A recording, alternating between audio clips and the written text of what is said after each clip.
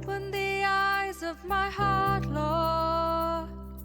Open the eyes of my heart. I wanna see you. I wanna see you. To see you high and lifted up, shining in the light of your glory. To pour out your power and love as we sing, holy, holy, holy. Holy, holy, holy. I wanna see you. மனிதனாய் இந்த பூமிக்கு வந்த தேவனாகி இயேசு கிறிஸ்துவின் இனிய நாமத்தில் உங்களை நான் வாழ்த்துகிறேன். நாம் தொடர்ந்து லூக்கா சுவிசேஷத்தை படித்து கொண்டு வருகிறோம். இன்றைக்கு லூக்கா சுவிசேஷம் 5ஆம் அதிகாரம், அதனுடைய தொடர்ச்சியை தான் நம்ம படிக்க போகிறோம். இதோடைய தலைப்பு என்ன? முதல் சீஷர்கள் மற்றும் கொடிய வியாதிகள், first disciples and worst diseases. ஏன் இதுக்கு இப்படிப்பட்ட ஒரு தலைப்பை கொடுத்தோம் அப்படின்னு சொன்னால், இந்த அதிகாரத்தில் தான் இயேசு தன்னுடைய சீஷர்களை அவர் தேர்ந்தெடுப்பார். இப்போது அவர் தேவனுடைய ராஜ்யத்தை ஸ்தாபிப்பதற்காக வந்திருக்கிறாரு. அவர் நிறைய போதனைகளை செய்கிறாரு, அதை டெமான்ஸ்ட்ரேட் பண்ணுகிற வகையில் நிறைய அற்புத அடையாளங்களை செய்கிறாரு. ஆனால் இப்போது இந்த ஊழியத்தை, இந்த தேவனுடைய ராஜ்யத்தின் பணியை அவர் இந்த 12 சீஷர்கள்ட்ட தான் கொடுத்துட்டு போகிறார். ஸோ இந்த 12 பேர் மிக முக்கியமானவர்கள். ஒரு சில சீஷர்களை அவர் நேரடியாக போய் அழைக்கிறது தான் இந்த அதிகாரத்தில் இருக்கிறது. நம்ம போன வாரத்தில் இதை நம்ம தெளிவாக படித்தோம். அதாவது பேதுரு, அந்திரேயா, செபதேவின் குமாரர்களாகிய யாக்கோபு, யோவான், இவர்களை ஆண்டவர் தேர்ந்தெடுத்ததை நம்ம பார்த்தோம்.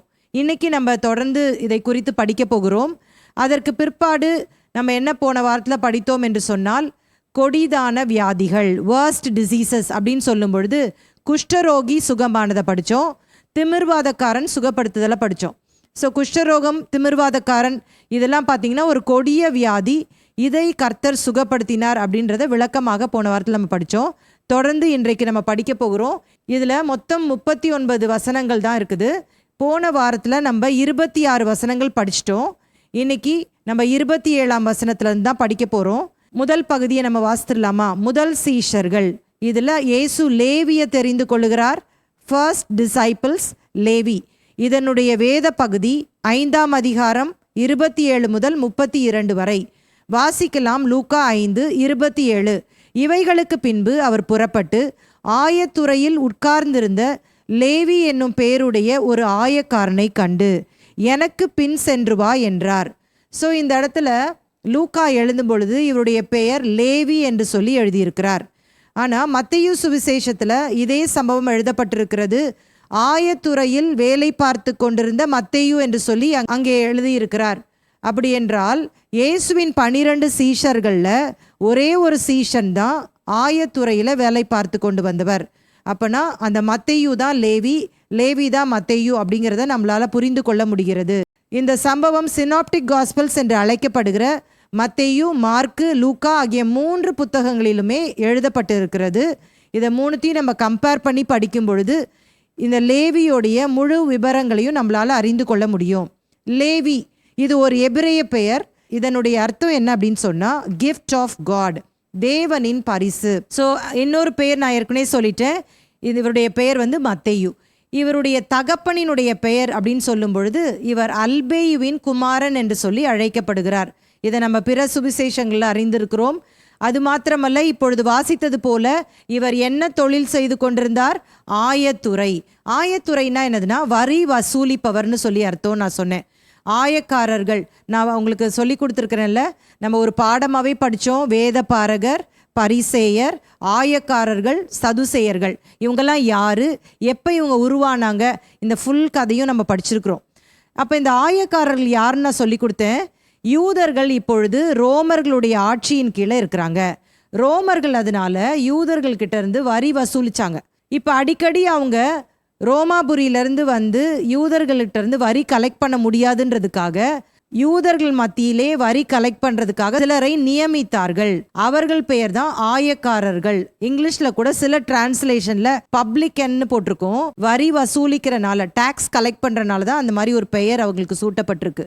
ஸோ இந்த வரி வசூலிப்பவர்கள் ஒரு நல்ல விஷயம் தானே, டேக்ஸ் கலெக்ட் பண்ணுறது அவ்வளோ பெரிய தப்பா இல்லையே. ஆனால் இந்த ஆயக்காரர்களை யூதர்கள் பாவிகள் என்று சொல்லி அழைத்தார்கள். ஏன் அப்படின்னு சொன்னா, ரோம அரசாங்கத்துல தான் இவங்க வேலை பார்த்துட்டு இருந்தாங்க. அப்படின்னா அவங்க கவர்மெண்ட் ஜாப், அரசாங்க வேலையில இருந்தாங்க. இப்ப ரோம அரசாங்கம் இவங்களுக்கு என்ன இன்ஸ்ட்ரக்ஷன் கொடுத்திருந்தது அப்படின்னா, நீங்க உங்க ஊர்ல உள்ள எவ்வளோ மக்கள் இருக்காங்களோ அவர்களுடைய வரியை நாங்கள் வரும்பொழுது மொத்தமாக நீங்க செலுத்திடணும். அதற்கு பிற்பாடு கொஞ்சம் கொஞ்சமா உங்க மக்கள்கிட்ட இருந்து நீங்க கலெக்ட் பண்ணிக்கலாம். இதனால உங்களுக்கு சில சலுகைகளை நாங்க கொடுக்குறோம். என்ன அப்படின்னா, நீங்க வரி செலுத்த தேவையில்லை. அதே மாதிரி இந்த வரியை எவ்வளோ வேணாலும் நீங்க உங்க ஜனங்கள்கிட்ட இருந்து பெற்றுக்கொள்ளலாம் அப்படின்ற சலுகையை கொடுத்துருந்தாங்க. இதெல்லாம் இவங்களுக்கு போதாது அப்படின்னு சொல்லி இந்த ஆயக்காரர்கள் என்ன பண்ணாங்கன்னா, திரும்ப திரும்ப வாங்கின நபர்கள்ட்டையே வரியை கேட்டுக்கொண்டிருந்தார்கள். ஆத்திரமடைந்த யூதர்கள் போலீஸில் கம்ப்ளைண்ட் பண்ணுற மாதிரி போய் ரோம அரசாங்கத்துக்கு கம்ப்ளைண்ட் பண்ணால் ரோம அரசாங்கம் எந்த ஆக்ஷனுமே எடுக்கல. இப்போ கேஸே ஃபைல் பண்ண மாட்டேங்குதுன்னு வச்சுக்கோங்களேன். ஏன்னா இவங்க ரோம அரசாங்கத்தில் வேலை பார்க்குறாங்க. இதனால ரொம்ப அவங்களுக்கு கோபம் வந்துடுது. இதனால யூதர்கள் எப்படி ஆயக்காரர்களை அழைத்தார்கள்? பாவிகள் என்று சொல்லி அழைத்தார்கள். லேவியோடைய வீடு, அதாவது மத்தேயுடைய வீடு எங்க இருக்கு அப்படின்னா கப்பர்நகூம்ல இருக்கு. இந்த லேவி இயேசுவின் 12 சீஷர்களில் ஒருத்தர் அப்படின்னு சொல்லி நம்ம பார்த்துருக்குறோம். இந்த லேவி அல்லது இந்த மத்தேயுடைய அழைப்பு மட்டும்தான் இந்த 3 சுவிசேஷங்களையும் எழுதப்பட்டிருக்கு. அவர் எங்க ஊழியம் செஞ்சாரு, எப்படி செஞ்சாரு, என்ன அற்புதம் பண்ணாரு, எதுவுமே இல்லை. ஸோ இவருடைய அழைப்பு மட்டுமே வேத புத்தகத்துல இருக்கிறது. ஆனால் சரித்திரத்தை நாம் பார்க்கும் பொழுது இவர் மத்திய கிழக்கு பகுதிகளிலே அவர் மிக அதிகமாக ஊழியங்களை செய்ததாக போடப்பட்டிருக்கிறது. அவர் மரணத்திற்கு முன்பாக எத்தியோப்பியாவில் தான் கடைசியா அவர் ஊழியம் செஞ்சதாக போடப்பட்டிருக்கு. ஒரு சின்ன ஒரு கதை மாதிரி உங்களுக்கு சொல்றேன். இவர் எப்படி இரத்த சாட்சியாக மரித்தார் என்பதற்கான கதை இது. இவர் எத்தியோப்பியாவில் போய் இயேசுவினுடைய சுவிசேஷத்தை அறிவிக்கிறார். அப்ப அந்த எத்தியோப்பியாவுடைய ராஜா, அவருடைய பேர் எகிப்பஸ், அவர் இயேசுவை ஏற்றுக்கொள்றார். இவர் இயேசுவை ஏற்றுக்கொண்டனால எஃபிஜீனியா அப்படின்ற இவருடைய மகள் இயேசு கிறிஸ்துவை ஏற்றுக்கொண்டு முழு நேர ஊழியராக தன்னை அர்ப்பணிக்கிறாங்க. அதாவது திருமணமே செய்து கொள்ளாம ஆண்டவருக்காக பணி செய்வதற்காக அவங்க அர்ப்பணித்து விடுறாங்க. இப்போ இவங்க அப்பா எகிப்பஸ் அவர் மரணத்திற்கு பின்பாக அவருடைய சக்சஸரா அவருடைய சகோதரர் அந்த பொசிஷனுக்கு வராரு. அவர் பேர் என்ன அப்படின்னா கிங் ஹெர்டாக்கஸ். ஸோ இந்த ஹெர்டாக்கஸ் என்ன பண்றாருன்னா, இந்த எஃபிஜீனியா இருக்காங்க இல்லையா, அவங்க மேல காதல் கொண்டு எப்படியாவது அவங்கள திருமணம் செய்யணும் அப்படின்னு சொல்லிட்டு முற்படுகிறார். இதற்கு உதவியாக மத்தேயுவை கேட்கிறார். அவ திருமணம் செய்து கொள்ள மாட்டேன், கர்த்தருக்காக பணி செய்ய போறேன்னு சொல்றா, அதனால நீ தான் எப்படியாவது அவகிட்ட கன்வின்ஸ் பண்ணி அவளை என்னை திருமணம் செய்ய சொல்லணும் அப்படின்னு சொல்லும் பொழுது மத்தேயு ராஜா என்றும் பார்க்காமல் அவரை கடிந்து கொள்ளுகிறார். புல்பிட்லேயே அவரை கடிந்து கொள்ளுகிறார். நீ ராஜாவா இருந்த எனக்கு என்ன? இந்த எஃபிஜீனியா அவள் தன் வாழ்க்கையை அர்ப்பணித்து, அதாவது இயேசு கிறிஸ்து என்ற மணவாளனுக்கு நியமிக்கப்பட்ட மணவாட்டி, உன்னெல்லாம் அவ கல்யாணம் பண்ணிக்க மாட்டா அப்படின்னு சொன்ன உடனே பயங்கர கோபப்பட்டு இந்த ஹெர்டாக்கஸ் தன்னுடைய காவலாளிகளை அழைத்து வாளினாலே அவரை கொலை செய்கிறதை பார்க்கலாம். அப்ப அந்த புல்பிட்ல அவர் ஜெபம் பண்ணி கொண்டு இருக்கும் பொழுதே மத்தேயு லேவி அவர் இரத்த சாட்சியாக மரித்தார் என்பதை சரித்திரம் சொல்லுகிறது. இயேசு கிறிஸ்து இந்த மத்தேயு இந்த லேவியை பார்த்து தான் சொல்றாரு, எனக்கு பின் சென்று வா என்று சொல்லி அழைக்கிறார். ஃபாலோ மீ அப்படின்னு சொல்லி அழைக்கிறார். உடனே அவர் விட்டுட்டு வந்துட்டாரு அப்படின்னு சொல்லி நம்ம பார்க்குறோம் இல்ல. அந்த வசனத்துல பாருங்க, எனக்கு பின் சென்று வா அப்படின்னு சொல்றாரு. அடுத்த வசனத்தை நீங்க வாசிக்கும் பொழுது லூக்கா 5ஆம் அதிகாரம் 28ஆம் வசனத்தை வாசிக்கும் பொழுது அவன் எல்லாவற்றையும் விட்டு எழுந்து அவருக்கு பின் சென்றான். சொன்ன மாத்திரத்துல இந்த லேவி எல்லாவற்றையும் விட்டு வந்துட்டாரு. விட்டு அப்படின்னு சொல்லும் பொழுது இவர் செய்த வேலை அரசாங்க வேலை. அப்படி இருந்தும் எவ்வளவு லாபமாய் இருந்தாலும் அதை விட்டுட்டு இயேசுவின் பின்னாக வந்ததற்கு நான் நினைக்கிறேன் ஒரு முக்கியமான காரணம் இருக்கிறது. என்ன என்று சொன்னால், யோவான் ஸ்நானன் ஞானஸ்நானம் கொடுக்கும் பொழுது வேத பாரகர்கள், பரிசேயர்கள், ஆயக்காரர்கள், பொது ஜனங்கள், போர் சேவகர்கள் என்று சொல்லி பலதரப்பட்ட ஜனங்கள் மனம் திரும்பி ஞானஸ்நானத்தை எடுத்துக்கொண்டார்கள். ஒருவேளை இந்த மத்தேயும் அப்படிப்பட்ட மனம் திரும்புதலின் ஞானஸ்நானத்தை எடுத்திருப்பாருன்னு நான் நினைக்கிறேன். ஏன்னா யூதர்களால பாவிகள் என்று சொல்லி எண்ணப்பட்ட இந்த மத்தேயு இடத்துல இயேசு நீ எனக்கு பின் சென்று வா அப்படின்னு சொன்ன உடனே அவர் உடனடியாக தன்னுடைய வேலையெல்லாம் விட்டுட்டு வந்தார் அப்படின்னு சொன்னா, ஏற்கனவே அவருடைய இருதயம் தேவனுக்கு பின்பாக அது திருப்பப்பட்டிருக்கும் என்பதை தான் நான் விசுவாசிக்கிறேன். அதனால்தான் அவர் உடனடியாக எழும்பி இயேசுவின் பின்னாக அவர் வருகிறதை பார்க்கலாம். எல்லாராலும் வெறுக்கப்பட்ட மத்தேயுவை இயேசு தேடி போகிறார். தேடி போய் என்னை பின்பற்றி வான்னு சொல்றாரு. உடனே அவர் எல்லாத்தையும் விட்டுட்டு, ஆனா ஒன்றை மட்டும் அவர் கையில வச்சுக்கிட்டாருன்னு நான் நினைக்கிறேன், அதுதான் பேனா. இந்த பேனாவை வைத்து அவர் பிற்காலத்திலே இயேசுவுக்கு ஒரு சுவிசேஷ புத்தகத்தை எழுதினதுதான் மத்தேயு சுவிசேஷம். மத்தேயு சுவிசேஷத்தில் தான் இயேசுவின் போதனைகள் மிக தெளிவாக எழுதப்பட்டிருக்கிறது. 5 முக்கியமான போதனைகள் சர்மன்ஸ் இருக்கு இதுல. அது மத்தேயு தான் ரொம்ப கிளியரா எழுதியிருக்கிறாரு. அதுல மிக முக்கியமானது என்னதுன்னா மலை பிரசங்கம். இதை மட்டும் 5, 6, 7 அதிகாரங்கள்ல அவர் எழுதியிருக்கிறாருன்னு சொல்லிட்டு நம்ம விளக்கமா படிச்சிருக்கிறோம். இந்த மத்தேயு குறித்து இன்னொரு குறிப்பும் சொல்லப்படுகிறது. இவர் மட்டும் ஏன் இவ்வளவு விளக்கமாக அவர் இயேசுவின் போதனைகளை எழுதினார் அப்படின்னு சொன்னா, இவர் ஷார்ட் ஹேண்ட் படிச்சிருக்கணும், சுருக்க எழுத்து அந்த ஸ்கில் உடையவர் என்பதை சொல்லுகிறார்கள். அதனால இயேசு பெரிய பெரிய பிரசங்கம் பண்ணா கூட அதை சுருக்கமாக நோட் பண்ணி வச்சுட்டு பிற்பாடு அவருடைய புத்தகத்திலே அதை தெளிவாக எழுதியிருக்க வேண்டும் என்று சொல்லுகிறார்கள். இப்ப நம்ம ஏதாவது அரசியல்வாதிகள்லாம் பிரஸ் மீட்டை கூப்பிட்டு பேசுவாங்க. அங்க நிறைய பேர் வெவ்வேறு பத்திரிகையாளர்கள் வந்து அவர்களை பேட்டி காணுவார்கள். சின்ன நோட் புக் வச்சு என்ன பண்ணுவாங்க, வேக வேகமா எழுதிக்கிட்டு இருப்பாங்க. ஆனா நியூஸ்ல பாத்தீங்கன்னா எலாபரேட்டா ரொம்ப பெருசா அந்த நியூஸ் வரும். என்ன அர்த்தம் அப்படின்னா, இந்த மாதிரி ஸ்பீச்சஸ் அவங்க ஷார்ட் ஹேண்ட்ல எழுதிப்பாங்க. எழுதிட்டு அதுக்கு பிற்பாடு அதை விரிவாக்கம் செய்து அதை செய்தியாக அவர்கள் வெளியே சொல்லுவார்கள். அப்ப அதே மாதிரி தான் இந்த மத்தேயும் படித்திருக்க வேண்டும் என்று சொல்லி பெரும்பாலான வேத பண்டிதர்கள் கருதுகிறார்கள். இன்னொரு விஷயத்தை கூட நான் மத்தேயு குறித்து நான் சொல்ல வேண்டும். அது என்னவென்று சொன்னால், ஆர்கியாலஜிக்கல் எவிடன்ஸ் வந்து கிடைச்சிருக்குது. அகழ்வாராய்ச்சியாளர்கள் சொல்லுகிறார்கள், இந்த மத்தேயு வந்து எங்க இருந்தாரு, கப்பர்நகூம்ல இருந்தாரு. கப்பர்நகூம்ல கலிலேயா கடல் இருந்துச்சு. சோ அங்கதான் மீன்பிடி தொழில் மிக அதிகமாக இருந்ததுன்னு நான் சொன்னேன். இங்கதான் பேதுரு, யோவான், யாக்கோபு, அந்திரேயா இவர்களுடைய வீடு இருந்துச்சு. அந்த நாட்கள்ல ரோமர்கள் பல விதங்களிலே யூதர்களுக்கு வரிகளை விதித்திருந்தார்கள். 3 விதமான முக்கிய வரிகள் நான் சொல்லி கொடுத்திருக்கிறேன் உங்களுக்கு. எத்தனை பேருக்கு ஞாபகம் இருக்குன்னு தெரியல. நிலவரி, கிரவுண்ட் டாக்ஸ் இருந்துச்சு. எவ்வளோ அவங்க வந்து விளைச்சல் விளைவிக்கிறார்களோ அதில் ஒரு குறிப்பிட்ட சதவீதத்தை அவர்கள் கவர்மெண்ட்டுக்கு கொடுக்கணும். இதை தாண்டி இன்கம் டாக்ஸ் இருந்தது, வருமான வரி இருந்துச்சு. அதை தவிர அவர்களுக்கு தேர்தல் வரி, போல் டாக்ஸ் இருந்தது. ஸோ இப்படி நிறைய வரிகள் இருந்துச்சுல்ல. அதில் முக்கியமான ஒரு வரி கப்பர்நகூம்ல இருக்கிற ஜனங்கள் செலுத்தினது என்ன அப்படின்னு சொன்னால், எவ்வளவு மீன் பிடிச்சாங்களோ அதற்கு ஏற்றவாறு அவங்க வரி வந்து கவர்மெண்ட்டுக்கு செலுத்தணும். அப்போ மத்தேயு கிட்ட தான் பேதுரு, அந்திரேயா, யாக்கோபு, யோவான் இவங்கெல்லாம் இன்கம் டாக்ஸும் கட்டியிருப்பாங்க பாருங்களேன். இப்போ ஆயத்துறையில வேலை பார்த்து கொண்டிருந்தவர்களை யூதர்களுக்கு பிடிக்காதுன்னு சொன்னேன். அப்போ மத்தேயுவை கண்டாலே பேதுரு, அந்திரேயா, யோவான், யாக்கோபுக்கு பிடிக்காதுல்ல. அப்போ இயேசு என்னை பின்பற்றி வா அப்படின்னு சொல்லி அழைத்த போது பேதுருலாம் யோசித்திருப்பாரு, என்ன இவர் விவரம் தெரியாம இவரை போய் கூப்பிடுறாரு, இவர் தானே அநியாயமா நம்ம கிட்ட வரியெல்லாம் வாங்கிட்டு இருந்தாருன்னு கூட நினைச்சிருக்கலாம். ஆனா இயேசுடைய அந்த குழுவில் எப்படி வித்தியாசமான ஜனங்களை ஆண்டவர் ஒன்றாக சேர்க்கிறார் என்பதை நம்ம படிப்படியா நம்ம அறிந்து கொள்ள போகிறோம். இப்ப இயேசுவை இவர் பின்பற்றி வந்தது மாத்திரமல்ல, மிக ஆச்சரியமான ஒரு காரியத்தை செய்கிறார். அதை தான் நம்ம பின்வரும் வசனங்களை நம்ம வாசிக்க போகிறோம். லூக்கா 5ஆம் அதிகாரம் 29ஆம் வசனம். அந்த லேவி என்பவன் தன் வீட்டிலே அவருக்கு பெரிய விருந்து பண்ணினான். அநேக ஆயக்காரரும் மற்றவர்களும் அவர்களோட கூட பந்தி இருந்தார்கள். இப்ப மத்தேயுவை, லேவியை ஆண்டவர் அழைத்த பின் இயேசுவை அவர் ஃபாலோ பண்ணது மாத்திரமல்ல, அவர் இங்கே ஒரு அருமையான ஒரு விருந்தை இயேசுவுக்கு ஆயத்தப்படுத்தி, இயேசுவையும் அவருடைய சீஷர்களை மட்டும் அழைக்கல, ஏற்கனவே அவரோடு கூட வேலை பார்த்து கொண்டிருந்த ஆயக்காரர்களையும் மற்றவர்களையும் அழைக்கிறதாக இந்த வசனம் நமக்கு சொல்லுது.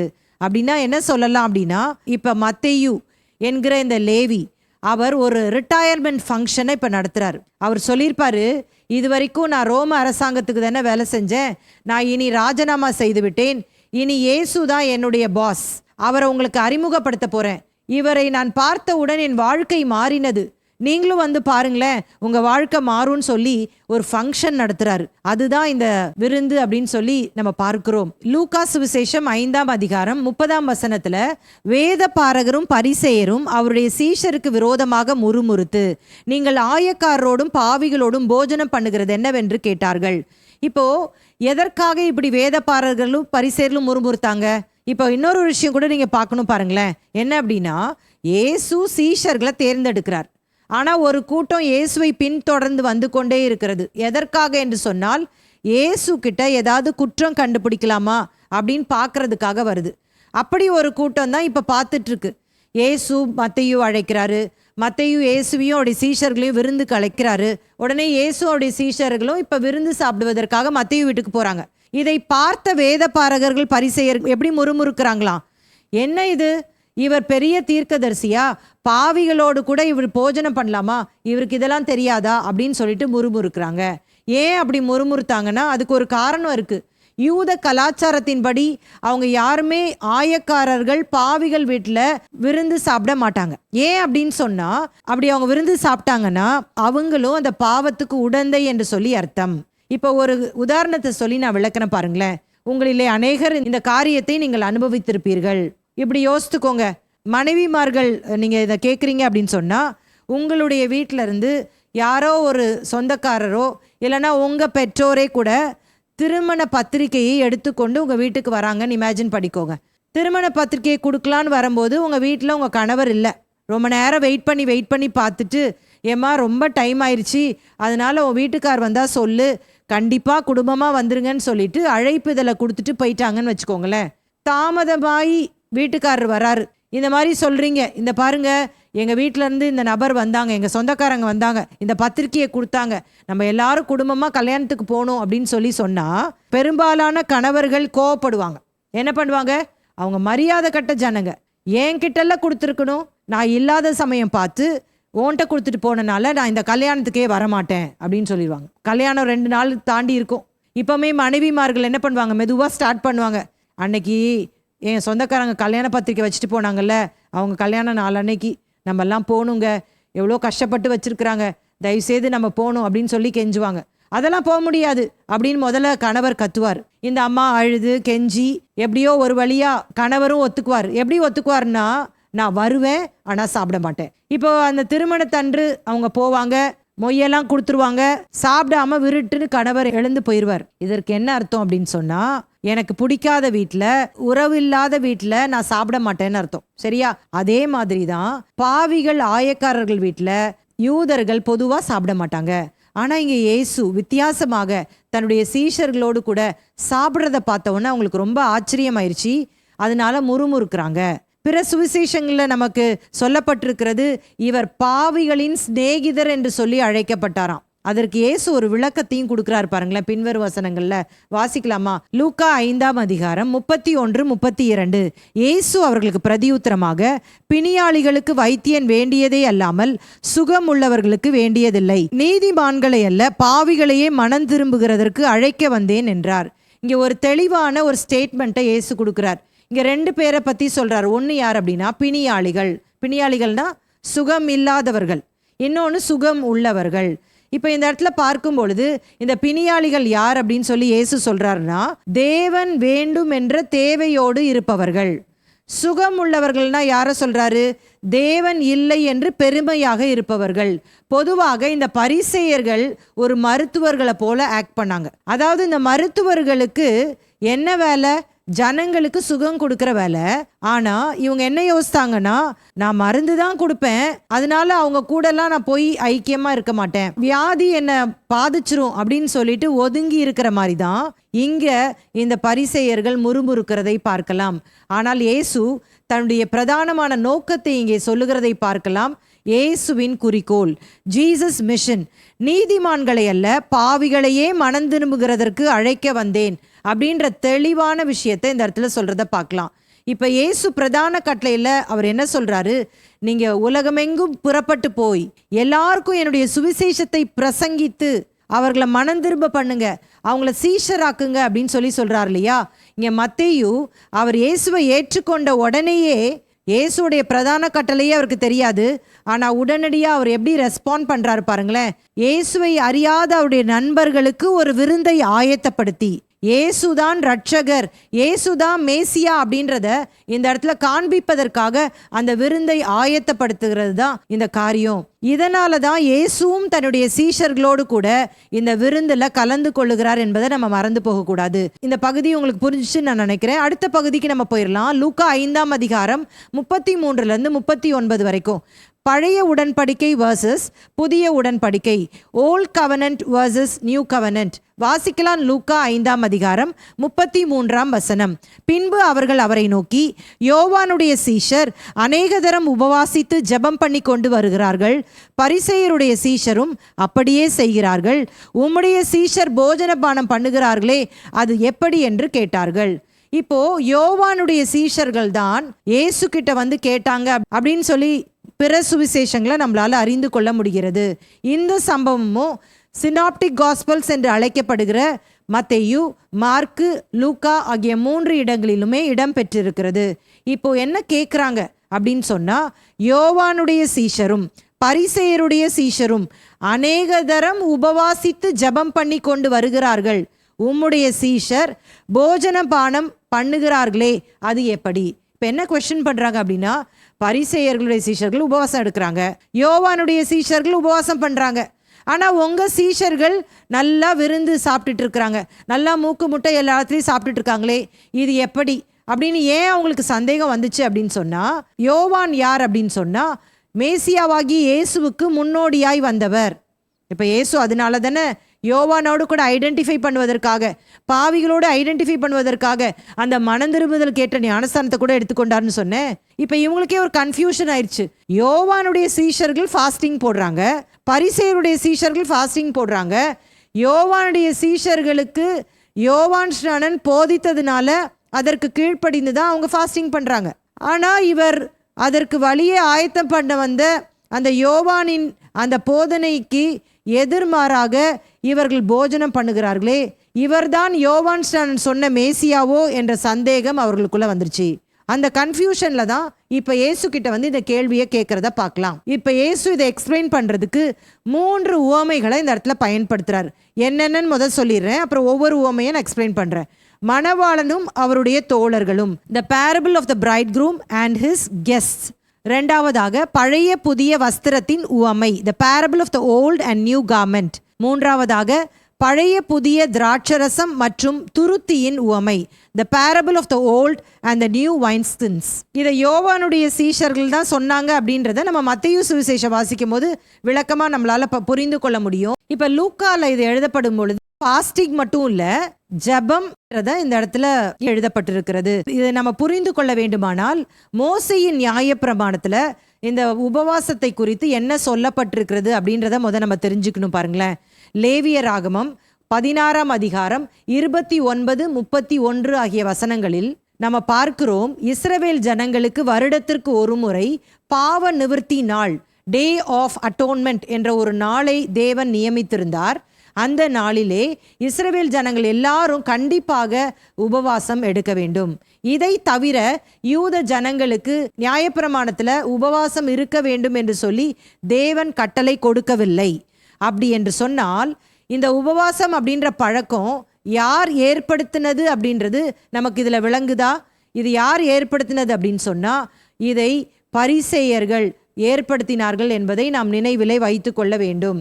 இப்போ மார்க் 7ஆம் அதிகாரம் 3ஆம் வசனத்தில் முன்னோர்களின் பாரம்பரியம் அப்படின்னு ஒன்றை மார்க் எழுதுறாரு.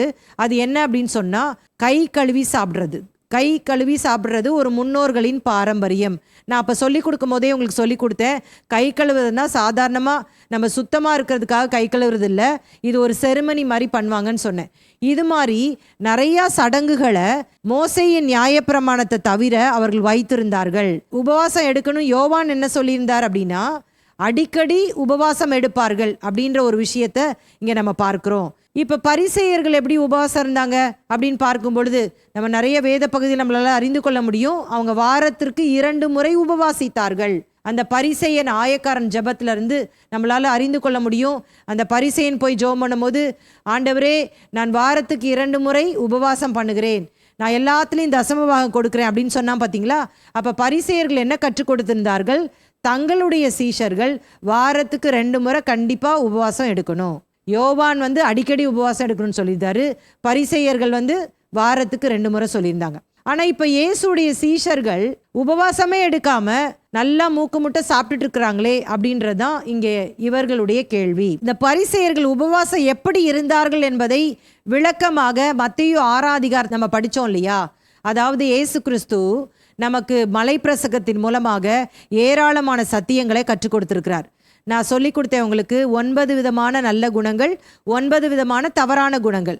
அதில் ஒரு குணம் என்ன அப்படின்னா சீக்கிங் ஆனர், தற்புகளை தேடுவது. அப்படி சொல்லும் பொழுது மத்தேயு 6ஆம் அதிகாரத்துல தர்மம், ஜபம், உபவாசம் அப்படின்ற 3 காரியத்தை இயேசு எப்படி செய்யணும், எப்படி செய்யக்கூடாது அப்படின்ற விளக்கத்தை கொடுத்துருக்காருன்றதை நான் படிச்சிருக்கிறோம் நம்ம. அப்போ இந்த உபவாசத்தை இந்த பரிசேயர்கள் எப்படி ஏறெடுத்தார்கள் அப்படின்னு சொன்னால், முக வாடலாக வச்சுக்கிட்டு மற்றவங்க பார்க்கணுன்றதுக்காக உபவாசம் பண்ணாங்கல்ல, அதை தான் இயேசு கடிந்து கொண்டார் என்பதையும் நம்ம தெளிவாக படித்திருக்கிறோம். இயேசு அதை 3 உவமையினால் விளக்குறான்னு சொன்னேன் பாருங்களேன். அதில் முதல் உவமை என்ன? மணவாளனும் அவருடைய தோழர்களும், the parable of the bridegroom and his guests. வாசிக்கலாம் லூக்கா 5ஆம் அதிகாரம் 34, 35. அதற்கு அவர், மணவாளன் தங்களோடு இருக்கையில் மணவாளனுடைய தோழர்களை நீங்கள் உபவாசிக்க செய்யக்கூடுமோ? மணவாளன் அவர்களை விட்டு எடுபடும் நாட்கள் வரும், அந்த நாட்களிலே உபவாசிப்பார்கள் என்றார். இப்போ இந்த இடத்துல ஒரு அழகான ஒரு சத்தியத்தை இந்த இடத்துல சொல்லி கொடுக்கிறதை பார்க்கலாம். கல்யாணம், திருமணம் அப்படின்னு சொன்னாலே ரொம்ப சந்தோஷமான நேரம்ல.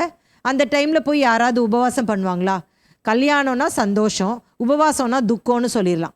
அப்போ கல்யாண நேரத்தில் ஏன் உபவாசம் பண்ணணும் அப்படின்ற ஒரு கொஸ்டினை தான் திருமண வைபவத்தில் ஏன் உபவாசம் பண்ணணும், மணவாளன் தங்களோடு இருக்கையில் ஏன் உபவாசிக்க வேண்டும் அப்படின்றது தான் இயேசுவினுடைய கேள்வி இங்கே. இப்போ இந்த இடத்துல இயேசு தன்னை மணவாளனாகவும் தன்னுடைய சீஷர்களை மணவாளனின் தோழனாகவும் உருவகப்படுத்தி சொல்லுகிறத பார்க்கலாம். இப்போ இங்க என்ன சொல்ல வர்றார் அப்படின்னா, மணவாளன் கூட தான் மணவாளனின் தோழர்கள் இருக்கிறாங்க.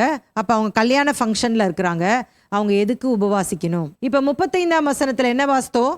மணவாளன் அவர்களை விட்டு எடுபடும் நாட்கள் வரும், அந்த நாட்களிலே உபவாசம் இருப்பார்கள் அப்படின்னும் போது இயேசு என்ன சொல்ல வர்றார் அப்படின்னா, இன்னும் ஒரு சில வருடங்கள் கழித்து இந்த யூதர்களால நான் கொல்லப்பட்டு நான் என்னுடைய சீஷர்களை விட்டு பிரிய போகிறேன், அப்போ ஒரு துக்கம் அவங்களுக்கு நிச்சயமாக வரும், அப்போ அவங்க உபவாசம் பண்ணிக்கிட்டும் அப்படின்ற அர்த்தத்துலேயும் சொல்கிறாரு. இல்லாவிட்டால் அவர் நிரந்தரமாகவே சீஷர்களை விட்டு அவர் பரலோகத்திற்கு போகிறார், அப்பொழுது அவங்க உபவாசம் இருந்துக்கட்டும் அப்படின்ற ஒரு விளக்கத்தையும் இந்த இடத்துல நம்ம பார்க்கிறோம். இன்னொரு ஆங்கிளில் நம்ம பார்க்கும் பொழுது சபை இயேசுவுக்கு மணவாட்டியாக வரப்போகிறது, இயேசுதான் மணவாளன். ஆகவே இப்பொழுது அந்த மணவாளனுக்கு தன்னை ஆயத்தப்படுத்தி கொள்வதற்காக மணவாட்டி உபவாசம் இருந்து ஜெபிக்க வேண்டும் என்ற அந்த அர்த்தத்திலையும் இந்த இடத்துல சொல்லுகிறதை பார்க்கலாம். மணவாட்டியானவள் மணவாளனாகி இயேசுவுக்கு எல்லா விதங்களிலும் அவள் தன்னை ஒடுக்கி கர்த்தர் சொன்ன வார்த்தைக்கு கீழ்ப்படிந்து தன்னை ஆயத்தமாக்கி கொள்ள வேண்டும் என்பதையும் இந்த அர்த்தத்திலையும் அவர் சொல்லுகிறதை நாம் பார்க்கலாம். அப்போ மணவாளன் அப்படின்னு சொன்னால் இயேசுவை குறிக்கிறது, மணவாளனுடைய தோழர்கள் அப்படின்னு சொன்னால் சீஷர்களை குறிக்கிறது, மணவாட்டி அப்படின்றது சபையை குறிக்கிறது. 2வது உவமை நம்ம படிச்சிடலாம். பழைய புதிய வஸ்திரத்தின் உவமை, the parable of the old and new garment. வாசிக்கலாம் லூக்கா 5ஆம் அதிகாரம் 36ஆம் வசனம். அவர்களுக்கு ஒரு உவமையும் சொன்னார், ஒருவனும் புதிய வஸ்திரத்துண்டை பழைய வஸ்திரத்தின் மேல் போட்டு இணைக்க மாட்டான், இணைத்தால் புதியது பழையதை கிழிக்கும், புதிய வஸ்திரத்துண்டு பழைய வஸ்திரத்துக்கு ஒவ்வாது. இதை கொஞ்சம் நான் எக்ஸ்பிளைன் பண்ணுறேன் பாருங்களேன். இது ரொம்ப எளிமையான ஒரு உவமை, நமக்கு எல்லாருக்குமே நல்லா புரியும் பாருங்களேன். என்ன அப்படின்னா, இப்போ ஏதாவது ஒரு புது துணி வாங்கினோம் அப்படின்னு சொன்னால் அதை நம்ம அலசணும், அதை நம்ம துவைத்தோம் அப்படின்னு சொன்னால் அது என்னாகும்? அது சுருங்கிரும். அதனால என்ன பண்ண மாட்டாங்க டெய்லர்ஸ் புதிய துணியையும் பழைய துணியையும் இணைத்து தைக்க மாட்டாங்க. ஏன்னா இப்போ அப்படி இணைச்சு தச்சுட்டு அவங்க துவைத்தாங்க அப்படின்னு சொன்னால் பழைய துணி அப்படியே தான் இருக்கும், ஆனால் புதிய துணி சுருங்கிரும். இதன் மூலமாக 2 துணியும் கிழிஞ்சிரும், பிரயோஜனம் இல்லாமல் போயிடும். அப்போ இங்கே இயேசு இந்த உவமையின் மூலமாக என்ன சொல்ல வர்றார் அப்படின்னா, பழைய வஸ்திரம் அப்படின்னு சொல்கிறது என்னன்னா பழைய உடன்படிக்கை, இல்லாவிட்டால் முன்னோர்களின் பாரம்பரியங்கள். புதிய வஸ்திரம் அப்படின்னு சொல்கிறது இயேசுவினுடைய போதனைகள் அல்லது புதிய உடன்படிக்கை. இது 2மே ஒன்றுக்கொன்று சேராது. இதுவரைக்கும் முன்னோர்களுடைய பாரம்பரியம் நிறைய இருக்கு. இப்போ இந்த கான்டெக்சுவலாக நம்ம படிக்கும் போதே இங்கே உபவாசம், ஜபம் அப்படின்னு பரிசேயர்கள் வச்சிருக்கிறாங்க, யோவான் வச்சிருக்கிறாரு. இப்போ யோவானுடைய சீஷர்கள் பின்பற்றுற மாதிரி பரிசேயருடைய சீஷர்கள் பின்பற்றுற மாதிரி என்னுடைய சீஷர்கள் பின்பற்ற வேண்டிய அவசியம் இல்லை. ஏனென்று சொன்னால் இது புதிய வஸ்திரம். இந்த கோட்பாடு அந்த பிரின்சிபிளோடு கூட இணைக்கப்பட முடியாது. இது ஆவியின் பிரமாணம் என்பதை இந்த இடத்துல சொல்லுகிறத பார்க்கலாம். நீங்க பாருங்க, இயேசு கிறிஸ்து அவர் மலை பிரசங்கத்திலே சொல்லி இருக்கிறார். மத்தேயு 5ஆம் அதிகாரம் 17ஆம் வசனத்துல, நியாயப்பிரமாணத்தை ஆனாலும் தீர்க்க தரிசனங்கள் ஆனாலும் அழிக்கிறதற்கு வந்தேன் என்று எண்ணிக்கொள்ளாதீங்கள், அழிக்கிறதற்கு அல்ல, அதை நிறைவேற்றுவதற்கே வந்தேன் என்று சொல்லியிருக்கிறார். இப்படி சொல்லும் பொழுது இயேசு எதை சொல்லுகிறார் என்று சொல்லி நான் உங்களுக்கு விளக்கி சொல்லியிருக்கிறேன்.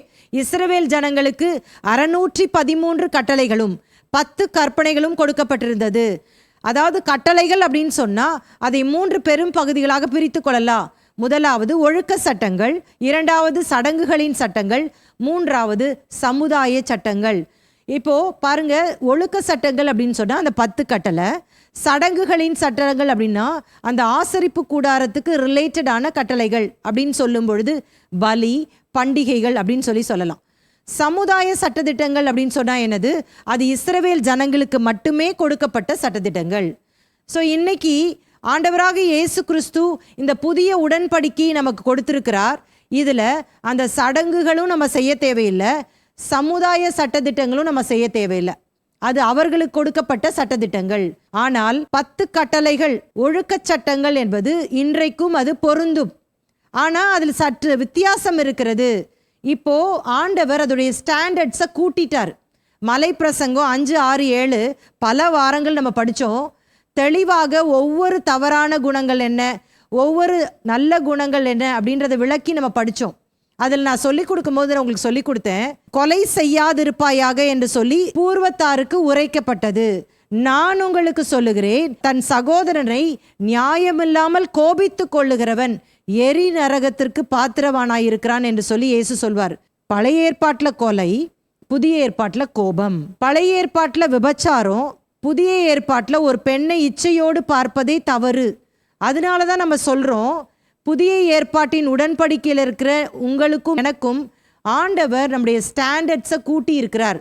ஆனால் இது பார்ப்பதற்கு சற்று கடினமாக இருக்கலாம். ஆனால் அன்னைக்கு அவர்களுக்கு பரிசுத்த ஆவியானவர் இல்லை. இன்னைக்கு உங்களுக்குள்ளும் எனக்குள்ளும் பரிசுத்த ஆவியானவர் இருந்து அவர் நமக்கு உதவி செய்து கொண்டிருக்கிறார். சராசரி மனிதனாக இதை கடைபிடிப்பது மிக மிக கடினம். ஆனால் ஆண்டவருடைய துணை கொண்டு நம்ம எல்லாவற்றையும் கடைபிடிக்க முடியும் என்பதை இயேசு நமக்கு சொல்லி கொடுத்து போயிருக்கிறார். அப்போ இந்த இடத்துல பழைய வஸ்திரத்தையும் புதிய வஸ்திரத்தையும் ஒன்றா இணைச்சிடக்கூடாது அப்படின்னு சொல்லும் பொழுது, இன்றைக்கும் கூட நீங்கள் பார்த்தீங்க அப்படின்னா ஏராளமான மனிதர்களுடைய பாரம்பரியங்கள், மேன்ஸ் ட்ரெடிஷன்ஸ் இருக்கிறத நம்மளால பார்க்க முடியுது. அன்னைக்கும் இருந்தது, இன்னைக்கும் இருக்குது. அன்னைக்கு எப்படி இருந்துச்சு? பரிசேயர்கள் நீண்ட அங்கிகளை போட்டுக்கிட்டாங்க, உபவாசம் இருந்தாங்க, தெருக்களில் போய் ஜெபம் பண்ணாங்க, இப்படி பல காரியங்களை செய்து வந்தாங்க. மற்றவர்களுடைய பார்வைக்காக எல்லாவற்றையும் செய்து வந்தார்கள். ஆனால் ஆண்டவர் சொன்னாரு, நீங்க இதெல்லாம் செய்யறது கரெக்டு தான், ஆனால் நீதியும் இரக்கத்தையும் விட்டுட்டீங்களே அப்படின்னு சொல்லுகிறதை பார்க்கலாம். அவர் சொல்றாரு, முதலாவது உங்க உட்புறத்தை சுத்தமாக்குங்க, பின்பு வெளிப்புறமும் சுத்தமாகும். அப்படின்னா என்ன அர்த்தம்னா, உங்களுக்கு விளக்கி சொல்றேன் பாருங்களேன். இன்றைக்கு மிக அதிகமாக வெளிப்படையான காரியத்துக்கு தான் ஜனங்கள் முக்கியத்துவம் கொடுக்குறாங்க. என்ன சொல்றாங்கன்னா, நான் ரொம்ப எளிமையா இருக்கிறேன், நான் வெள்ளை ஆடை தான் அணிவேன், நான் நகை அணிவதில்லை, நான் இப்படி செய்வதில்லை, செப்பல் போடுவதில்லை, இதை பண்ணுவதில்லை, அதை பண்ணுவதில்லை. சரி, எல்லாம் கரெக்டு தான் அப்படின்னு ஆண்டவர் சொல்றாரு. ஆனா எதை விட்டுட்டீங்க?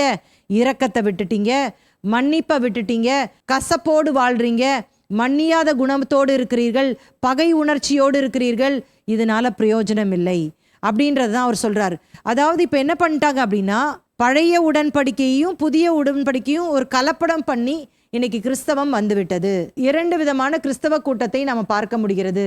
ஆவிக்குரிய கிறிஸ்தவர்கள், ஸ்பிரிச்சுவல் கிறிஸ்டியன்ஸ், மத ரீதியான கிறிஸ்தவர்கள், ரிலீஜியஸ் கிறிஸ்டியன்ஸ். இப்போ இந்த ஆவிக்குரிய கிறிஸ்தவர்கள் அப்படின்னு சொல்லும் பொழுது அவர்கள் வேதத்தை வாசிப்பார்கள், ஜெபம் பண்ணுவார்கள், ஒழுங்காக ஆலயத்திற்கு போய் கர்த்தருடைய வார்த்தை என்ன சொல்லுகிறதோ அதற்கு 100க்கு 100% தங்களை அர்ப்பணிப்பார்கள்.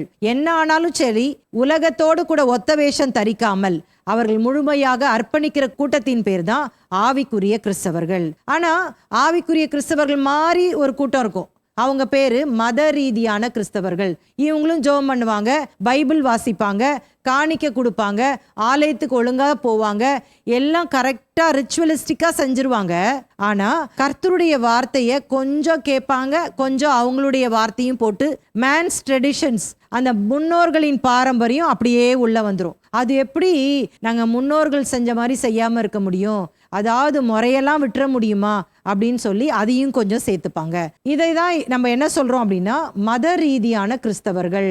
இப்போ என்ன நினைச்சுக்கிறாங்க அப்படின்னா, சிலர்லாம் நாங்க பிறப்பின்படி கிறிஸ்தவர்களா இருந்தா பரலோகத்திற்கு போக முடியும், நாங்க கிறிஸ்தவர்கள் தானே, நாங்க இந்த கோயில்ல நாங்க மெம்பரா இருக்கிறோம், அதனால நாங்க கிறிஸ்தவர்கள் அப்படின்னு நினைத்து கொள்ளுகிறார்கள். இல்லாவிட்டால் இப்படி சொல்லுவாங்க, குழந்தையிலே நான் ஞானஸ்தானம் எடுத்துட்டேனே, ஏன் திரும்பவும் நான் ஞானஸ்தானம் எடுக்கணும்? இதுதான் மனிதர்களுடைய பாரம்பரியம். எங்க தாத்தா தான் இந்த கோயிலுக்கு மணியே வச்சாரு, எங்க தாத்தா பூட்டன் எல்லாருமே இந்த கோயிலுடைய முக்கியமான அங்கங்களாக இருந்திருக்கிறார்கள், ரெவரண்டா இருந்திருக்கிறாங்க, அதனால நாங்களும் அப்படிதான் இருப்போம் அப்படின்னு சொல்லுகிற அந்த பாரம்பரியத்திலே ஊறி கிடப்பார்கள். இப்ப பாத்தீங்கன்னா, அதாவது இந்த பாரம்பரிய கிறிஸ்தவர்களுக்கும் ஆவிக்குரிய கிறிஸ்தவர்களுக்கும் ஒத்தே போகாது பாருங்களேன். ரெண்டு பேரும் எப்பவுமே ஒருத்தர் முறைச்சிட்டு தான் இருப்பாங்க. இவங்க அவங்கள ஆவி இல்லாதவங்கன்னு சொல்லுவாங்க, அவங்க பாரம்பரியத்தை விடவே மாட்டாங்க. இப்படி சண்டை போட்டுட்டே இருப்பாங்க. இதேதான் இயேசுவுக்கும் பரிசேயர்களுக்கு இடையே நடந்த சண்டை. இயேசு என்ன பண்றாரு, நீங்க முன்னோர்களின் பாரம்பரியத்தெல்லாம் விட்டுறணும் அப்படின்னு சொல்லிட்டு பிரேக் பண்ற மாதிரி ஓய்வு நாளில் சுகம் கொடுக்குறாரு. ஓய்வு நாளில் அவங்க சீஷர்கள்லாம் பயிர் வெளியே போய் சாப்பிட்றாங்க. எல்லாமே அவர் பிரேக் பண்ணுறத பார்க்கலாம். அதே மாதிரி அவங்க பாரம்பரியம் நினச்சிட்டு வந்தது எல்லாத்தையுமே அவர் உடைக்கிறார். அதனால இயேசுவின் மேலே அவங்களுக்கு கோபம் வந்துடுது. அப்போ இயேசு சொல்கிறாரு, இது புதிய உடன்படிக்கை, இது புதிய வஸ்திரம் அப்படின்றதான் விளக்குகிறத பார்க்கலாம். தொடர்ந்து இன்னொரு விஷயத்தையும் சொல்லி புதிய உடன்படிக்கை பழைய உடன்படிக்கை அவர் விவரிக்கிறத பார்க்கலாம். அடுத்த ஒரு உவமை பார்ப்போம். பழைய புதிய திராட்சரசம் மற்றும் துருத்தியின் உவமை, the parable of the old and the new wine skins. வாசிக்கலாம். லூக்கா 5ஆம் அதிகாரம் 37-38. ஒருவனும் புது திராட்சரசத்தை பழந்துருத்திகளில் வார்த்து வைக்க மாட்டான், வார்த்து வைத்தால் புது ரசம் துருத்திகளை கிழித்து போடும், ரசமும் சிந்திப்போம், துருத்திகளும் கெட்டுப்போம். புது ரசத்தை புது துருத்திகளில் வார்த்து வைக்க வேண்டும், அப்பொழுது இரண்டும் பத்திரப்பட்டிருக்கும். இப்போ நான் முன்னாடி சொன்னதையே தான் இப்போ உங்களுக்கு சொல்ல போகிறேன். என்ன அப்படின்னு சொன்னால், புது திராட்சரசம் புது துருத்தி அப்படின்னா என்ன அர்த்தம்? அது புதிய உடன்படிக்கை. பழைய ரசம் பழைய துருத்தி அப்படின்னா பழைய உடன்படிக்கை. ஸோ பாருங்க, புதிய திராட்சரசத்தை எப்போவுமே பழைய துருத்தியில் ஊற்றி வைக்க மாட்டாங்க.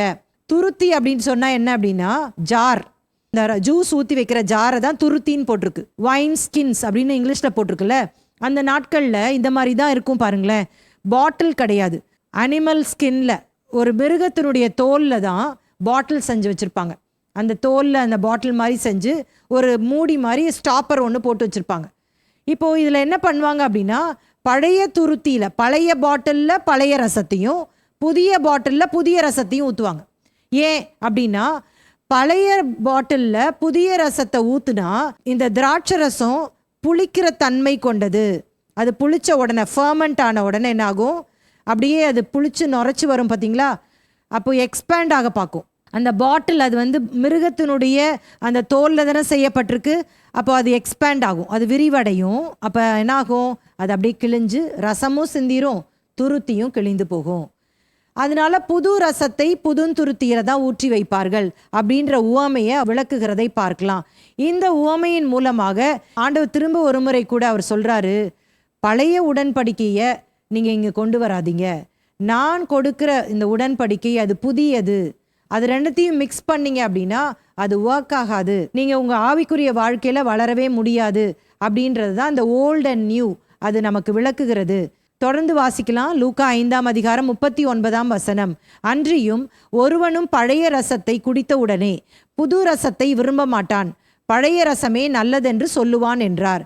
லூக்கால மட்டும்தான் இந்த வசனம் இருக்கு பாருங்களேன். ஆண்டவர் ஒரு விஷயத்த சொல்றாரு. எப்பவுமே பார்த்தீங்கன்னா பழைய திராட்சை ரசம் ரொம்ப டேஸ்டா இருக்கும். இப்போ பழைய ரசத்தை குடிச்சு பழகுனவங்களுக்கு புது ரசம் பிடிக்காது, அதை தான் இங்கே சொல்றாரு. அப்படின்னா என்ன அர்த்தம்னா, பழைய வாழ்க்கையிலே பழகினவர்களுக்கு, இன்னொரு வகையில் சொல்லணும்னா பாரம்பரியத்திலேயே ஊறினவர்களுக்கு புது உடன்படிக்கையை சொல்லும் பொழுது அவர்களால் ஏற்றுக்கொள்ள முடியாது. என்னதான் ரட்சிக்கப்பட்டாலும் சரி, என்னதான் பல ஆண்டுகள் சபைக்குள்ள இருந்தாலும் சரி, சத்தியத்தை கேட்டாலும் சரி, அவங்க பாரம்பரியத்தில் பல ஆண்டுகள் ஊறி இருக்கிறனால அதுதான் ரொம்ப டேஸ்டாக இருக்கும், அவங்களுக்கு புது ரசம் பிடிக்காது அப்படின்ற ஒரு விஷயத்தை தான் இங்கே சொல்கிறாரு. இப்போ கூட நம்மளால் அது உணர முடியும் பாருங்களேன். யாராவது அந்த பாரம்பரியமாக இருக்கிற கிறிஸ்தவர்கள்ட்ட போய் நீங்கள் முழுக்க ஞானஸ்தானம் தான் எடுக்கணும், குழந்தை ஞானஸ்தானம் பைபிளில் இல்லை அப்படின்னு சொன்னால் அவங்களுக்கு கோபம் வந்துடும். ஏதாவது பைபிளில் இப்படி போட்டிருக்கு இந்த மாதிரி மாற்றுங்க அப்படின்னு சொன்னால் கோவப்படுவாங்க பயங்கரமாக.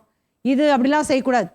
இப்போ சில சபைகள்லாம் பார்த்தீங்கன்னா ஜபத்திற்கு என்று சொல்லி ப்ரேயர் புக் வச்சுருப்பாங்க, இந்த பாடல்கள் தான் பாடணும்.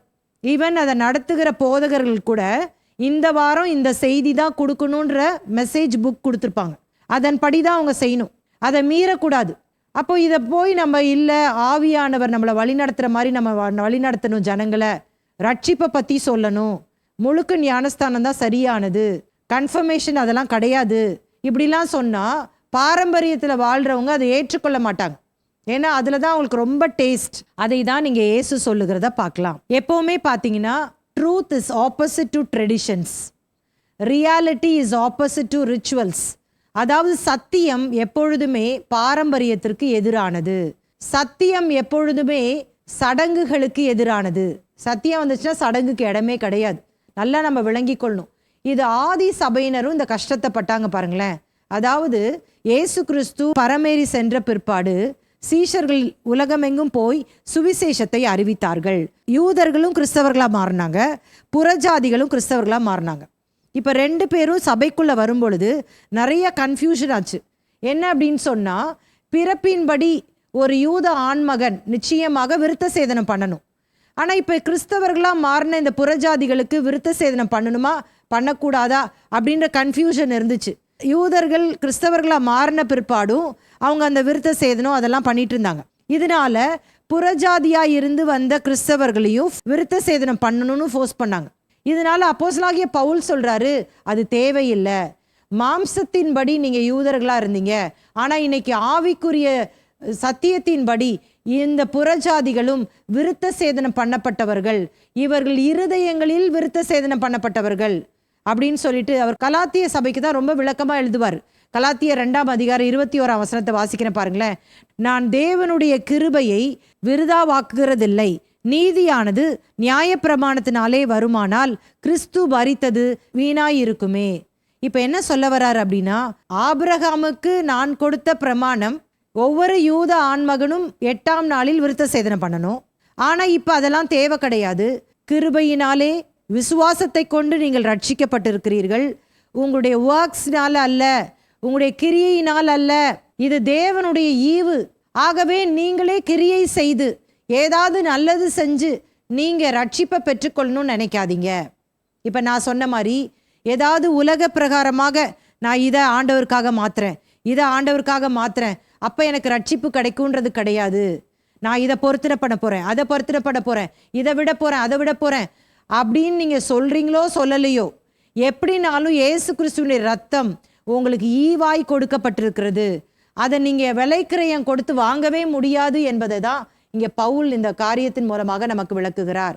அப்போது இன்னைக்கு நம்ம சொல்லணும்னா, குழந்தை ஞானஸ்தானம் வெர்சஸ் முழுக்கு ஞானஸ்தானம். ஒரு முறை ஒரு கதையை நான் வாசித்தேன். அது என்ன அப்படின்னு சொன்னால், ஒரு பாரம்பரிய சபையில் ஒரு ரெவரண்ட் புதுசாக அங்கே டிரான்ஸ்ஃபர் ஆகி வந்தாராம். வந்த உடனே ஒரு இடத்துல பியானோ வைக்கப்பட்டிருந்தது. அந்த பியானோவை அவர் மாற்றி வைக்கலாம், இங்கே ரொம்ப இடைஞ்சலாக இருக்குது அப்படின்னு சொல்லிட்டு வேற ஒரு பக்கத்தில் மாற்றி வைக்கலாம் அப்படின்னு சொல்லி அவர் தீர்மானித்து மாற்றி வைத்த பொழுது கமிட்டி ஃபுல்லாக பயங்கரமாக எதிர்த்து நின்று சண்டை போட்டாங்களாம். அது எப்படி நீங்கள் இந்த பியானோவை இந்த இடத்துலேருந்து இந்த இடத்துக்கு மாற்றுவீங்க, இது எத்தனை வருஷமாக இந்த இடத்துல இருக்குது தெரியுமா, அதெல்லாம் நீங்கள் மாற்றினீங்க அப்படின்னா உங்களை நாங்கள் மாற்றிடுவோம் அப்படின்னு சொல்லிட்டு அந்த ரெவரண்டை மிரட்டினாங்களாம். உடனே இல்லைப்பா நான் ஒன்றுமே பண்ணல அப்படின்னு சொல்லிட்டு மறுபடியுமாக அந்த பியானோவை நகற்றி கொண்டு வந்து அந்த இடத்துலேயே வச்சுட்டாராம். இவர் அந்த இடத்துல 5 ஆண்டுகள் ஊழியம் செஞ்சாராம்.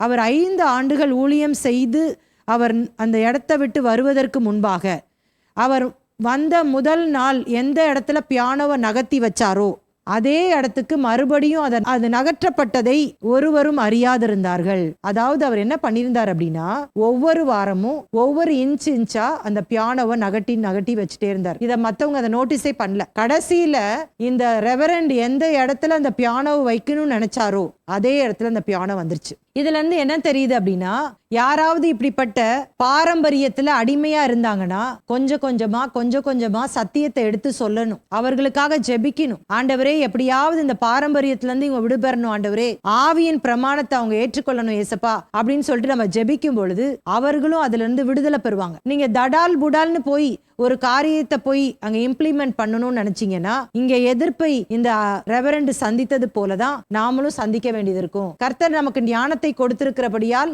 யார்கிட்ட எப்படி நம்ம சத்தியத்தை சொல்லணும் அப்படின்ற பகுத்தறிவோடு கூட செயல்பட வேண்டும் என்பதை இதன் மூலமாய் நம்ம கற்றுக்கொள்ளுகிறோம். அப்போ இதுல இருந்து நம்ம என்ன கற்றுக்கொள்றோம்னா, பழைய வஸ்திரம் பழைய துருத்தின்னு சொல்லும் போது பழைய உடன்படிக்கையை குறிக்கிறது, புதிய திராட்சரசம் புதிய வஸ்திரம் சொல்லும் பொழுது புதிய உடன்படிக்கையை குறிக்கிறது. அப்ப இதன் மூலமாக நம்ம என்ன அறிந்து கொள்றோம்னா, புதிய உடன்படிக்கைனா என்னன்னா, பிரதான திட்டத்துல ஒன்று இருந்துச்சு. அது என்னன்னா சபை. இந்த சபை என்பது யூதர்கள் அல்ல, கிரேக்கர்கள் அல்ல, வேற மதத்தினர்கள் அல்ல, இவர்கள் மனிதர்கள் ரட்சிக்கப்பட்டு சபைக்குள்ளே வரப்போகிறார்கள். அதனாலதான் எபேசியர்ல நம்ம வாசிப்போம், எபேசியர் 2ஆம் அதிகாரம் 16ஆம் வசனத்துல, பகையை சிலுவையினால் கொன்று அதனாலே இருதரத்தாரையும் ஒரே சரீரமாக தேவனுக்கு ஒப்புரவாக்கினார். அப்படின்னா என்ன அர்த்தம்னா, இப்போ யூதர்கள் அப்படின்னு சொன்னா அவங்க ஹை கிளாஸ் மாதிரி, அவங்க புறஜாதிகளை சேர்க்கவே மாட்டாங்க. யூதர்கள் புறஜாதிகளை பகையா தான் பார்ப்பாங்க. அப்போ ஒரு செவுர் மாதிரி இருந்துச்சு பார்த்தீங்களா, அதை எதன் மூலமாக ஆண்டவர் அதை கொன்றாராம், அதை எடுத்து போட்டாராம், சிலுவையினால் அந்த பகையை அவர் நீக்கி போட்டார். அப்ப இப்ப என்ன சொல்ல வர்றார் அப்படின்னா, புதிய உடன்படிக்கை அப்படின்னு சொல்லும் பொழுது ரட்சிப்பு, சபை, யூதர்களும் புறஜாதிகளும் இணைக்கப்பட போகிறார்கள். நியூ கவர்னன்ட்னா salvation, church, Jews and Gentiles ஒருங்கிணைக்கப்பட போகிறார்கள். இதை தான் ஆண்டவர் இப்படிப்பட்ட உவமைகளினாலே அங்கே விளக்குகிறதை பார்க்கலாம். அன்றைக்கு அதை சொல்லும் பொழுது அந்த சீஷர்களுக்கு பெரும்பாலான காரியம் விளங்கி இருக்காது. ஏனென்றால் அப்பொழுது சபை உருவாக்கப்படவில்லை. இன்றைக்கு 2000 ஆண்டுகளுக்கு பிற்பாடு இதை நாம் தியானிக்கும் பொழுது நமக்கு இந்த முழு கதையும் புரியுது பார்த்தீங்களா. அப்போ என்ன சொல்ல வர்றார் அப்படின்னா, மணவாளனாகிய இயேசு கிறிஸ்து, மணவாட்டியாகிய சபை. இந்த மணவாட்டி எப்படி உருவாக்கப்பட்டாள் என்று சொன்னால், அவள் இயேசுவினுடைய இரத்தத்தினாலே அவன் மீட்கப்பட்டிருக்கிறாள். ஆகவே அவர் இந்த மணவாட்டிக்கு கொடுத்த அந்த கோட்பாடுகளின்படி நடக்கும் பொழுது அந்த சபையிலே அவள் வைத்து கற்றுக்கொள்ளப்படுகிற பாடங்கள் அவளை இயேசுவை போல மாற்றப் போகிறது. அதுதான் அந்த புது உடன்படிக்கை. அதனாலதான் ஆண்டவர் கடைசி பஸ்கா அன்னைக்கு என்ன சொல்றாரு, இது என் இரத்தத்தால் ஆகிய புதிய உடன்படிக்கை. இன்னைக்கு நம்ம எல்லாருமே இதை ஒவ்வொரு மாதமும் நினைவு கூறும்படியாக செய்து கொண்டு வருகிறோம். அப்ப நம்மலாம் யார் அப்படின்னா, புதிய உடன்படிக்கையின் மக்கள். பழசையும் புதுசையும் கன்ஃபியூஸ் பண்ணிட்டே இருக்கக்கூடாது. புதிய உடன்படிக்கை என்பது இயேசுவினுடைய போதனைகள். ஆகவே ஆண்டவர் என்ன நமக்கு கற்றுக் கொடுத்திருக்கிறாரோ பரிசுத்த ஆவியாருடைய துணை கொண்டு அதை நாம் கை கொள்ள வேண்டும் என்பதுதான் தேவனுடைய பிரதானமான திட்டம். கடைசியாக ஒரு காரியத்தை சொல்லி இந்த பாடத்தை நாம நிறைவு செய்ய போறோம். அது என்ன அப்படின்னு சொன்னா, இந்த அதிகாரத்துடைய தலைப்பு என்ன கொடுத்தோம், முதல் சீஷர்கள் கொடிய வியாதிகள். கொடிய வியாதிகள் படிச்சு முடிச்சிட்டோம்.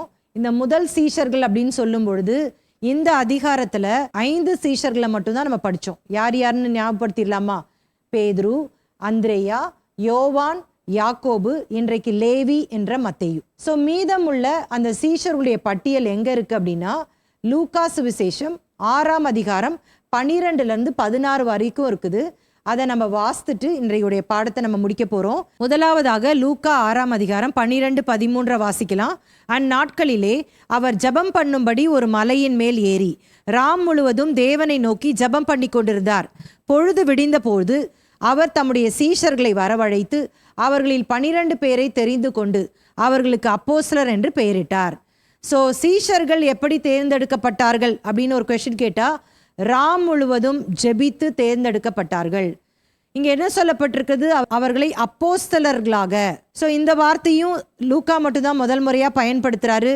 இதுதான் அப்போஸ்தல நடபடிகள்லையும் பயன்படுத்தப்பட்டிருக்கும். இது எந்த வார்த்தையிலிருந்து எடுக்கப்பட்டிருக்குது என்று சொன்னால், அப்போஸ்டலோஸ் அப்படின்ற கிரேக்க சொல்லிலிருந்து வந்ததான வார்த்தை அப்போஸ்தலர். அப்பாசல் அப்படின்னா என்ன அர்த்தம் அப்படின்னா, ஒன் ஹூ இஸ் சென்ட். எதுக்காக அனுப்பப்படுறாங்க? ஒரு மெசேஜ் கொடுக்க. One who is sent out to convey a message. அப்போஸ்தலர்கள் அப்படின்னா ஒரு முக்கியமான செய்தியை வெளியே கொண்டு செல்வதற்காக அனுப்பப்பட்டவர்கள். ஷார்ட்டாக சொல்லணும்னா வெளியே அனுப்பப்பட்டவர்கள் அப்படின்றத ஞாபகம் வச்சுக்கோங்க, சரியா? தொடர்ந்து வாசிக்கலாம். யாருன்றத போட்டிருக்கு. லூக்கா 6ஆம் அதிகாரம் 14 16 வரைக்கும். அவர்கள் யாரெனில், பேதுரு என்று தாம் பெயரிட்ட சீமோன், அவன் சகோதரனாகிய அந்திரேயா, யாக்கோபு, யோவான், பிலிப்பு, பர்த்தலமேயு, மத்தேயு, தோமா, அல்பேயுவின் குமாரனாகிய யாக்கோபு, செலோத்தே எனப்பட்ட சீமோன், யாக்கோபின் சகோதரனாகிய யூதா, துரோகியான யூதாஸ் காரியோத்து என்பவர்களே. ஸோ இந்த பெயர் பட்டியல் மத்தேயு, மார்க்கு, லூக்கா, அப்போஸ்தலர் நடபடிகள் ஆகிய 4 புத்தகங்களில் இடம்பெற்றிருக்கிறது. ஸோ இந்த பெயர் பட்டியலை நம்ம வாசிக்கும் பொழுது ஏற்கனவே பேதுரு என்கிற சீமோன், அந்திரேயா, யாக்கோபு, யோவான் இவர்களை இயேசு எப்படி தேர்ந்தெடுத்தார் அப்படின்ற விஷயத்தை நம்ம படிச்சிட்டோம். இந்த பகுதியில் நம்ம பிலிப்பு எப்படி தேர்ந்தெடுக்கப்பட்டார் என்பதை லூக்கா எழுதலை, ஆனால் யோவான் சுவிசேஷத்தில் நம்ம படிக்க முடியும். யோவான் 1ஆம் அதிகாரம் 43 44. மறுநாளிலே இயேசு கலிலேயாவுக்கு போக மனதாயிருந்து பிலிப்புவை கண்டு, நீ எனக்கு பின் சென்று வா என்றார். பிலிப் என்பவன் அந்திரேயா, பேதுரு என்பவர்களுடைய ஊராகிய பெத்சாய்தா பட்டணத்தான். அப்போ பிலிப்பு பற்றி இவ்வளோதான் இன்ஃபர்மேஷன் இருக்குது. பிலிப்புவை இயேசு வந்து பார்த்து சொல்கிறாரு, நீ என்னை பின் சென்று வா அப்படின்னு சொல்லும் போது ஆண்டவர் அவர் பின் சென்று வருகிறத பார்க்கலாம். இவர் பின் சென்றது மாத்திரம் இல்லை, அவருடைய நண்பரான நாத்தான்வேலையும் இயேசு கிட்ட கொண்டு வருகிறது தான் பின்வரும் வசனங்கள் நமக்கு சொல்லுகிறது. ஸோ நாத்தான்வேல் எப்படி இயேசுவை பின்பற்றி வந்தார் என்பதை நம்ம பார்க்க முடியும். ஆனால் பர்த்தலமேயு அப்படின்ற நபரை நமக்கு தெரியும். இந்த பர்த்தலமேயுக்கு இன்னொரு பெயரும் இருக்குது, அதுதான் நாத்தான்வேல்.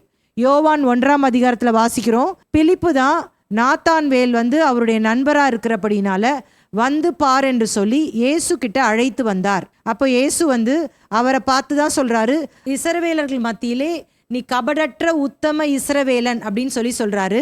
எப்படி அறிவீர் என்று சொல்லி நாத்தான்வேல் கேட்ட பொழுது இயேசு சொல்லுகிறார், உன்னை நான் அத்திமரத்தின் கீழ் அமர்ந்திருக்கும் பொழுதே நான் அறிந்து கொண்டேன் என்பதை சொல்றார். பார்த்தீங்களா? அப்பதான் அவரை அழைக்கிறத நம்ம அறிந்து கொள்ளலாம். மற்றபடி மத்தேயுடைய அழைப்பை படிச்சிட்டோம். மற்றவர்கள்லாம் எப்படி அழைக்கப்பட்டாங்கன்னு தெரியாது. பிலிப்பு அப்படின்றவர் வந்து பிற்பாடு அவர் சமாரியா பகுதியில் அப்போஸ்தலர் 8ஆம் அதிகாரத்தில் ஊழியம் செய்கிறதாக நம்ம பார்க்குறோம். தோமா நம்முடைய இந்திய தேசத்திற்கு வந்திருக்கிறார். மற்றபடி நமக்கு மற்ற சீஷர்களை குறித்த விவரங்கள் வேதாகமத்தில் எழுதப்படலை. இப்போ இயேசுவுக்கு மொத்தம் 12 சீஷர்கள் இருந்தாங்க. அதில் 11 சீஷர்களுமே கலிலேயா பகுதியை சேர்ந்தவர்கள். இந்த மேப்பில் பார்த்தீங்கன்னா உங்களுக்கு தெரியும். ஆனால் யூதாஸ் காரியோத்து மட்டும்தான் யூதேயா பகுதியை சேர்ந்தவர். இந்த யூதாஸ் காரியோத்து அப்படின்னு சொல்லும் பொழுது இவருடைய பெயர் வந்து யூதாஸ் மட்டும்தான். ஆனால் இவருக்கு காரியோத்து அப்படின்ற ஏன் பெயர் வந்துச்சு அப்படின்னா, காரியோத்து என்பது யூதேயாவின் தெற்கு பகுதியில் இருந்த ஒரு பட்டணம். அதனால்தான் இவருக்கு யூதாஸ் இஸ்காரியோத்து என்ற பெயர் வந்தது. துரோகியான யூதாஸ் இஸ்காரியோத்து இவர் இயேசுவை காட்டி கொடுத்து அவர் 4 கொண்டு செத்தார் அப்படின்ற விஷயம் நம்ம தெரிந்திருக்கிறோம். ஸோ இயேசு 12 சீஷர்களை தெரிந்து கொண்டார். அதில் ஒருத்தன் போயிட்டான். மீதம் உள்ளவர்கள் 11 பேரும் உலகமெங்கிலும் போய் இயேசுவுக்காக அவர்கள் இரத்த சாட்சியாக மரித்தார்கள் என்று சொல்லி பார்க்கிறோம். இதில் எல்லாருமே இரத்த சாட்சியாக மரித்திருக்கிறாங்க. யோவான் மட்டும் இயற்கை மரணம் அடைந்தார். ஆனால் யோவானுமே பல பாடுகள் பட்டு அப்புறம் கடைசியாக தான் அவர் இயற்கை மரணம் அடைந்தார் என்பதையும் நம் நினைவில் வைத்துக்கொள்ளணும். அப்போ இன்றைக்கு நம்ம இந்த 5ஆம் அதிகாரம் முழுமையும் படிச்சிட்டோம். முக்கியமாக சொல்லணும்னா முதல் சீஷர்கள் யார் யார் என்பதை விளக்கமாக படிச்சிட்டோம். இதை நீங்கள் தொடர்ந்து தியானிங்க. கர்த்தர் தாமே இந்த வார்த்தையின் மூலமாக நம்மை ஆசீர்வதிப்பாராக. கண்களை மூடி நம்ம ஜெபிக்கலாமா? கிருபையும் இரக்கமுள்ள நல்ல தகப்பனே, இந்த மாலை வேளைக்காக ஸ்தோத்திரம். எங்களோடு பேசினுடைய வார்த்தைகளுக்காக ஸ்தோத்திரம். தொடர்ந்து இந்த வார்த்தைகள் எங்களுக்குள்ள கிரியை செய்யட்டும். துதி கன மகிமை உமக்கே செலுத்துகிறோம். இயேசுவின் நாமத்தில் ஜெபம் கேளும் நல்ல பிதாவே, ஆமேன். கர்த்தர் உங்களை ஆசீர்வதிப்பார்.